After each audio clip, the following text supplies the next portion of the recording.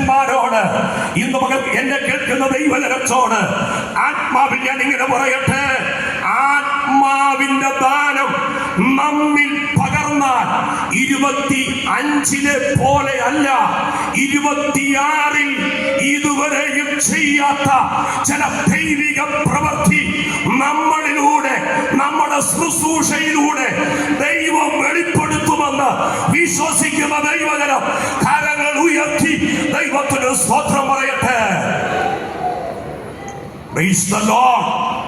പെന്തക്കോസ്തിന്റെ ആരംഭം, ആമേൻ, പുറകോട്ട് തിരിഞ്ഞു നോക്കിയാൽ പഴയ നിയമ, ആമേൻ, കർത്തൃദാസന്മാരെ എടുത്തു നോക്കിയാൽ, ആമേൻ, ആ കാലഘട്ടത്തിൽ ഉണ്ണാനോ കുടിപ്പാനോ ധരിപ്പാനോ ഇല്ലാത്ത ഒരു കാലഘട്ടം. പക്ഷേ അവരിൽ പരിശുദ്ധാത്മാവിന്റെ പ്രവൃത്തി ഉണ്ടായിരുന്നു.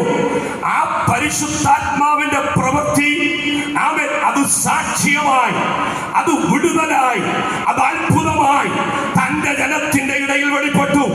അങ്ങനെ അനേകം സഭകൾ, അനേക യേശുവിനെ രക്ഷകനും കർത്താവുമായി സ്വീകരിപ്പാനിടയായി തീർന്നു.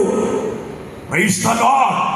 ഈ ദിവസങ്ങളിൽ ഈ കൺവെൻഷനിലൂടെ നാം കേൾക്കുന്ന ദൈവിക ദൂതുകൾ നമ്മുടെ ജീവിതത്തിൽ അതൊരു വിടുതലിന്, അതൊരു അത്ഭുതത്തിന്, അതൊരു അടയാളത്തിന് കാരണമായി തീരുമെന്ന് വിശ്വസിക്കുന്ന ദൈവജനം കരങ്ങൾ ഉയർത്തി ദൈവത്തിന് സ്തോത്രം പറഞ്ഞാട്ട്. യേശുവിന്റെ കർത്തൃത്വത്തിൽ യേശു ഏതിലൊക്കെയാണ് കർത്താവെന്ന് നമുക്ക് തിരുവചനത്തിൽ പഠിപ്പാൻ കഴിയും.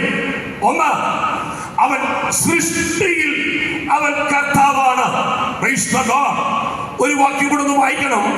എബ്രായ ലേഖനം 11-ാം അധ്യായം 3-ാമത്തെ വാക്യം. ഈ കാണുന്നത് ലോകത്തിന് ദൃശ്യമായതല്ല. ഒന്ന് വായിച്ചാട്ട്. ഈ കാണുന്ന ലോകത്തിനോ ദൃശ്യമായതല്ല. കാരണം എന്ന് വരുമാറ് ലോകം ദൈവത്തിന്റെ വചനത്താൽ നിർമ്മിക്കപ്പെട്ടു. ആമേൻ. ലോകം ദൈവത്തിന്റെ വചനത്താൽ നിർമ്മിക്കപ്പെട്ടു. ഒരു വാക്കിനാൽ. എനിക്ക് മുൻപ് ദൈവവചനം പ്രസംഗിച്ച കർത്തൃദാസൻ പറഞ്ഞൊരു വാക്കുണ്ട്. ദൈവം നമുക്ക് ഒരധികാരം തന്നിട്ടുണ്ട്.